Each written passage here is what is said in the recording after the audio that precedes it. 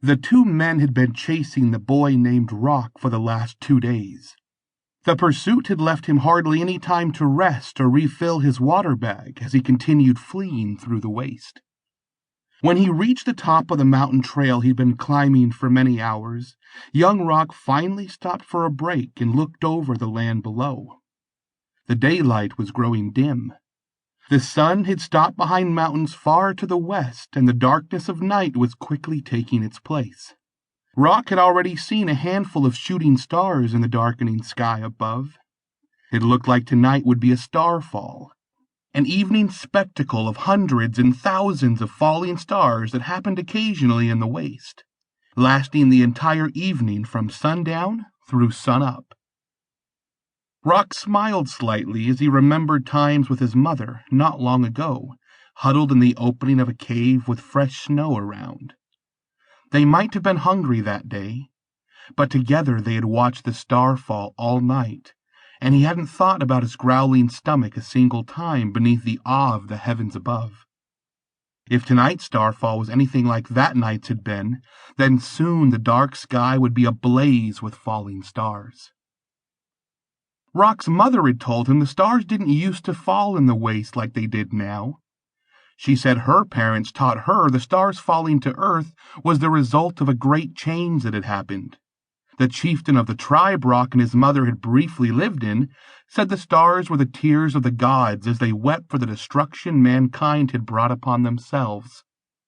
Now Rock's mother was gone, taken from him, or him from her, however you chose to view it.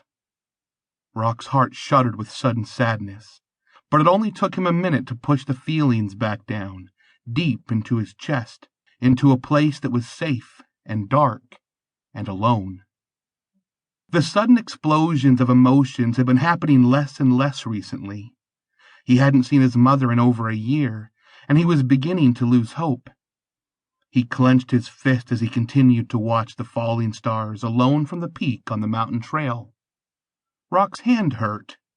He looked down at his hand in the darkening night and saw what was causing the pain. In the boy's palm was a small silver disc. He had clenched his hand too hard, leaving the imprint of the design on the face of the disc temporarily pressed into Rock's palm. This thing in his hand, this silly thing, was the reason Rock had been running for 2 days now. At least that, combined with Rock's foolish choices. Somewhere below him on the mountain, Rock knew the two men were following. They were bandits. Rock hated bandits. Each had a pair of revolvers and a long-barreled rifle. When Rock had first met the men 2 days ago, it had been shortly after dark. Rock had been traveling the waste, the vast expanse of grassland and forest, of mountain and rivers that he and other people, called wanderers, called home. Rock had been looking for a safe place to lay his head and set his rabbit traps. 14-year-old Rock had been proud that night. Proud because he was alive. That meant he was proof a person could live alone in the waste without owning a gun and survive. He'd learned how to trap his own prey, and the combination of wild game meat plus the animal furs he traded to other wanderers was enough to provide Rock with what he needed to stay alive, to fight off the ever-encroaching hunger and the seasonal snows and cold.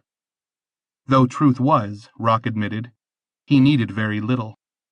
It didn't take much to travel the waste, day after day, searching. Rock had had a difficult last few days prior to meeting the two men chasing him. Of course, had he known how difficult his days were going to get after meeting them, Rock would have just sat down in a rotten log and slept there in the cold with an empty belly, dreaming of tomorrow's rabbit. But Rock hadn't known that then. He couldn't know his future any more than he knew his distant past. So, instead of finding a safe, rotting log in the forest, that night Rock had instead stumbled his way into the light of the men's campfire. Rock hadn't been as alert as he should have been. He should have known that two men traveling in the waste were trouble to anyone who ran into them, especially alone and at night.